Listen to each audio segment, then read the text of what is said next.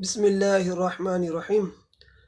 موجودہ صورتحال میں جو حالات چل رہے ہیں کراچی کے، بلکہ پورے پاکستان کے، اب تو بندہ گھر سے نکلتے ہوئے ڈر رہا ہے۔ اس وقت لوگ پوچھ رہے ہیں کوئی حفاظت کی دعائیں، کوئی وظیفے، تو کئی دعائیں ہیں، کئی وظیفے ہیں۔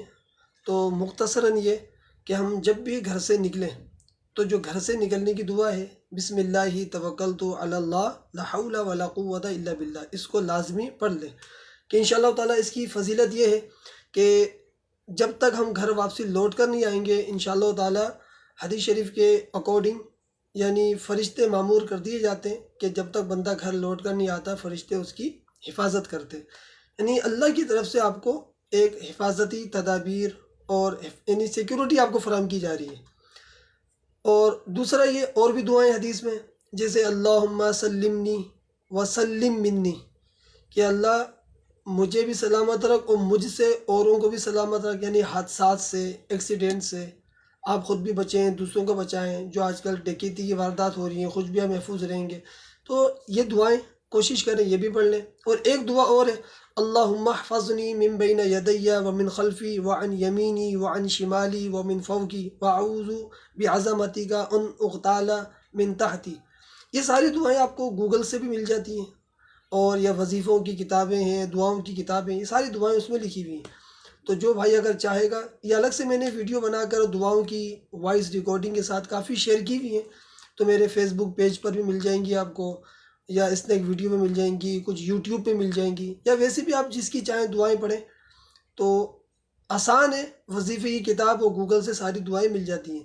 ہم جب دیگر چیزیں سرچ کر سکتے ہیں تو ہم یہ حفاظتی دعائیں بھی سرچ کر سکتے ہیں۔ اس کو کاپی کریں، اپنے موبائل اسکرین میں لگائیں، ان کو یاد کریں، اپنے بچوں کو یاد کروائیں اور پڑھیں۔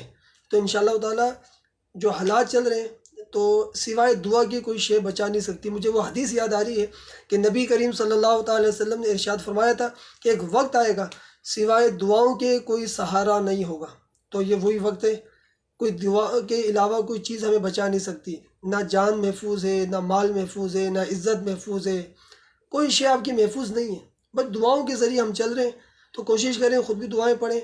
اور دو تین چیزیں اور ہیں حدیث کے اندر کہ صدقہ دیں، دعائیں پڑھیں اور صلہ رحمی کریں، یعنی اولاد والدین کے ساتھ اور ازواج اپنے شوہروں کے ساتھ۔ تو انشاءاللہ یہ صلہ رحمی اور دیگر رشتہ دار جو صلہ رحمی سے تعلق رکھتے ہیں، جیسے آپ کے والد کے آپ کے والد کے والدین، ان کے بہن بہنی، آپ کی چچا، تایا، پھپھو، یہ صلہ رحمی میں رشتہ دار آ جاتے ہیں۔ اور اس کے علاوہ ماں کی جو رشتہ دار ہیں، خالہ، ماموں، یہ سب صلہ رحمی میں شامل ہے۔ تو ان کے ساتھ بھی حسن سلوک کرنا یہ عمر کو بڑھاتا ہے، جو حدیث شریف میں ہے نا کہ صلہ رحمی عمر کو بڑھاتا ہے۔ تو انشاءاللہ جب عمر بڑھے گی تو ظاہر بات ہے اس قسم کے حادثات سے انشاءاللہ بندہ خود ہی محفوظ رہے گا، بچے گا۔ تو اللہ سے دعا ہے کہ یا رب العالمین ہمیں ان دعاؤں کا سہارا لینے، دعاؤں کو یاد کرنے اور دعا پڑھ کے گھر سے نکلنے اور اپنے بچوں کو بھی دعائیں سکھانے کی توفیق عطا فرمائے۔